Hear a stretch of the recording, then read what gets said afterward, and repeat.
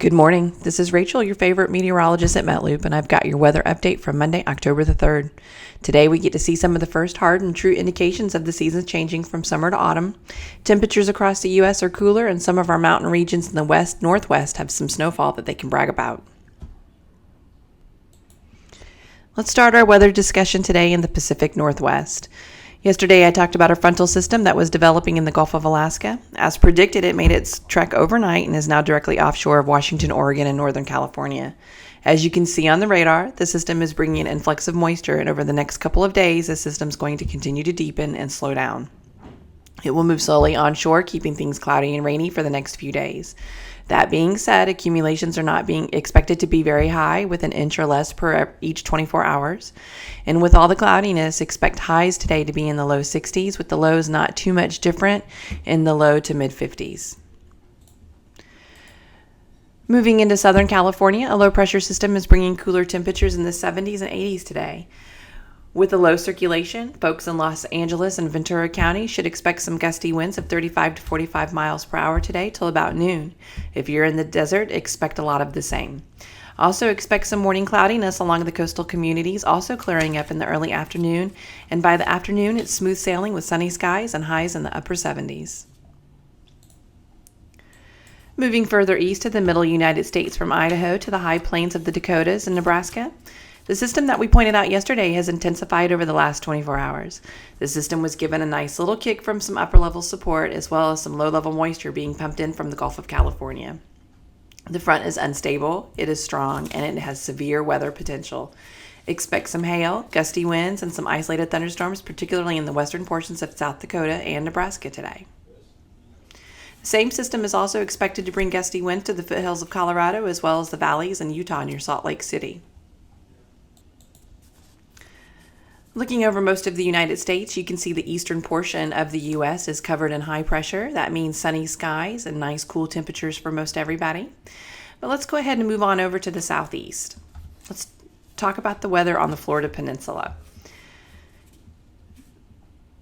Most of the southeast is sitting under high pressure. From Texas to the panhandle of Florida, again, sunny skies and beautiful, beautiful weather in the forecast today. However, there's an exception. The eastern portion of the Florida Peninsula is still under the effects of the tail end of that frontal system that was over the eastern seaboard yesterday. It continues to bring some isolated rain showers and thunderstorms along the coast, and the front has moved off into the Atlantic, but that portion is and will continue to be oriented in a stationary position over the next few days.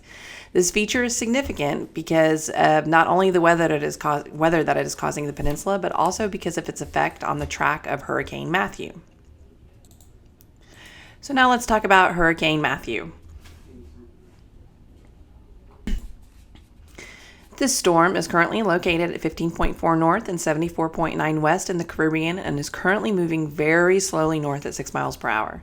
It's about 220 miles southeast of Kingston, Jamaica, and about 280 miles southwest of Port-au-Prince, Haiti.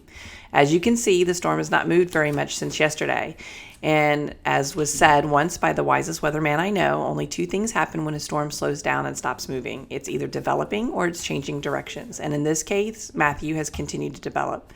Although its intensity is fluctuating slightly, Matthew is now a Category 4 hurricane and will remain a Category 4 hurricane through Wednesday. To give you an idea of what this means for the islands in the Caribbean, the maximum sustained winds right now are at 130 miles per hour and the gusts are even higher.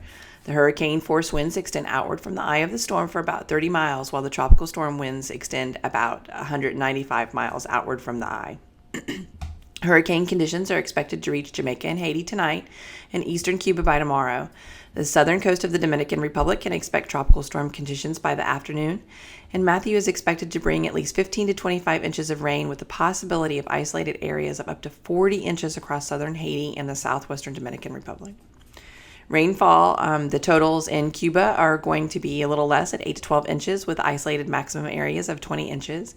And the rainfall totals are even less still in Jamaica at only 5 to 10 inches.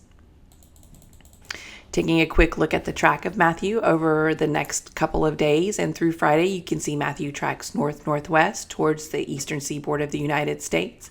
and will make contact with the frontal system that is hanging out in the Atlantic as it curves around the ridge of high pressure in the Atlantic Ocean. This means that the impacts of the storm on the eastern seaboard will be minimal. That's your weather update for today, Monday, October the 3rd. Be sure to check back with us for more updates on Hurricane Matthew.